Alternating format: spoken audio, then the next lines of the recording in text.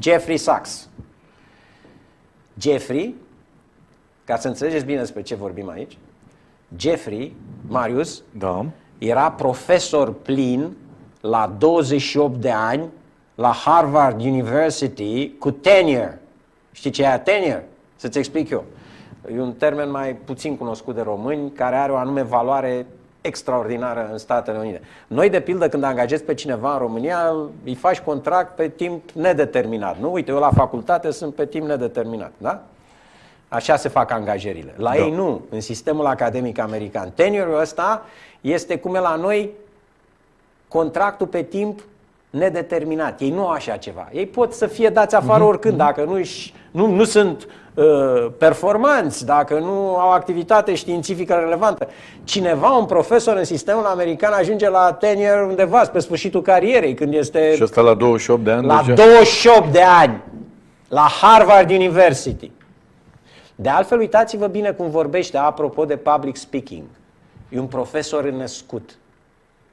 Mii și mii de studenți au trăit și acum există în deplinătatea performanței lor profesionale datorită acestui om, care este absolut extraordinar. Să vedem. Uite-te bine la el, fii atent cum se exprimă. David Sachs. Exact, Marius. Și adu-ți aminte de el, să-l inviți când vine prin România în emisiune. Am invitat eu pe ăla, pe Rubin, cum îl cheamă? Da, invitat. Rubin. Pe James. Rubin. Pe James Jamie. Rubin, da. Bărbatul lui Amampur. Exact. Dați-ne 86, ce vă rog. Well, the war's been going on for 9 years since the U.S. participated in the violent overthrow of a Ukrainian president that wanted neutrality for his country, not NATO. And since February 2014, the war has been going on, but of course it escalated tremendously with Russia's special military operation that began on February 24th, 2022. During this whole period, the U.S. had a weak hand, and it played it terribly, absolutely disastrously. At every step, Ukraine could have been saved, but the United States kept upping the ante, and Ukraine kept losing more. What I mean by this is that when the United States proposed to expand NATO to Ukraine, the Russians said, no way. That goes back to 2008, by the way, but the original promise of no NATO enlargement goes back to the late 1980s and early 1990s. But in any event, after 2008, President Putin and the whole Russian political class was absolutely clear. Do not do this. Then the United States got mixed up. Victoria Nuland was the point person in the overthrow of a Ukrainian president. President Viktor Yanukovych, and then Russia retook Crimea. It wasn't even demanding Crimea; it was demanding a lease on its naval base until 2042. But then it took Crimea. Then the United States upped the ante, started sending in weapons. We've got your back.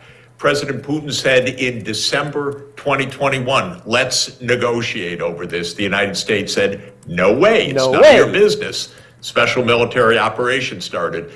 Ukraine said in March 2022, okay, we can be neutral, The war could have ended immediately then. But the United States intervened and said, no, we've got your back. You don't have to be neutral. We're going to expand NATO. And this was terrible mistakes, predictably terrible mistakes. They kept upping the ante. Now Ukraine has lost hundreds of thousands of people. The population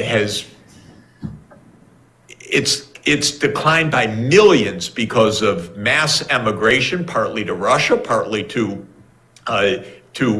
Western Europe. The military losses on the battlefield are mounting. So, of course, they've just done a terrible job. And I've been saying this to the White House every step of the way. And, of course, then the Gaza war began to diverted attention. But even before October 7 and even before this new disaster in the Middle East, Ukraine was in a terrible, failing position because of so many U.S. mistakes and the Ukrainians following the U.S. lead, even though it was predictably disastrous. I mean, it's so easy to see, but Biden played it wrong at every moment. Right. So many voices like yourself, like other people we've had on this program, going through that storyline just like you have, and saying that obviously there will come a point where they have to negotiate because Ukraine cannot really hope to defeat Russia. The idea that Vladimir Putin is going to be toppled is fanciful, and yet the Biden administration said that we're going to support this war effort for as long as it takes, implying even if it takes forever, we'll support it. Now we learn, of course, that's not true. There's a finite amount of time and attention and resources we're willing to commit to this conflict, and it's about over. Is this a case where, what were the intelligence, what were the defense experts thinking behind closed doors? You might have more insight than we do. Were they naive, or did they actually think that somewhere before this point, where we're not willing to fund the resistance any longer, that they were actually going to deal a lethal blow to Russia, or at least eject them from the country?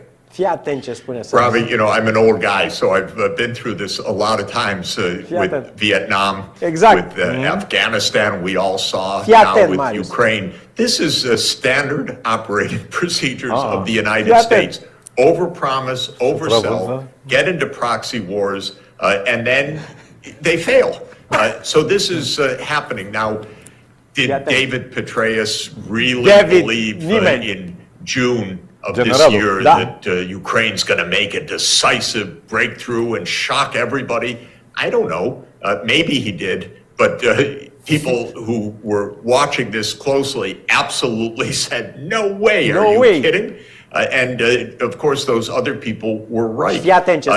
We've run out of time, we've run out of patience, we've run out of budget support, we've run out of 155 millimeter shells, and tragically, Ukraine's running out of soldiers. So that old line of that we are in there till the last Ukrainian is tragically, literally happening right now, in the sense that Ukraine has lost hundreds of thousands of people in this absolutely stupid, avoidable conflict. So it's gonna stop. It has to stop.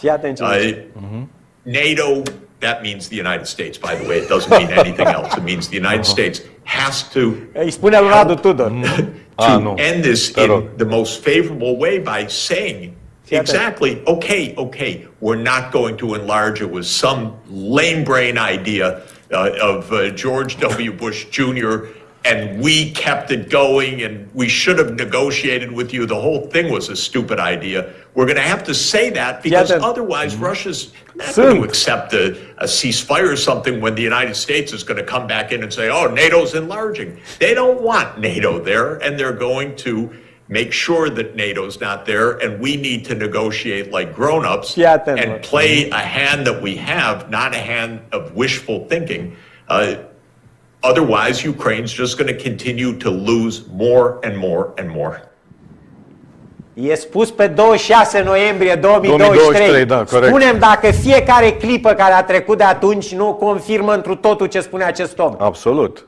Adică cred că e cea mai bună analiză pe care am văzut-o în legătură cu ceea ce s-a întâmplat în Ucraina de 2 ani și o săptămână. Da. E fabulos, om. Și, cum să zic, nu poți să spui că e ăsta, zi. Radu Tudor o să zic, e putinist. Nu are nicio legătură. Întreabă-l pe Radu Tudor. Profesorul face o analiză la rece. American. Da, american fiind, totuși.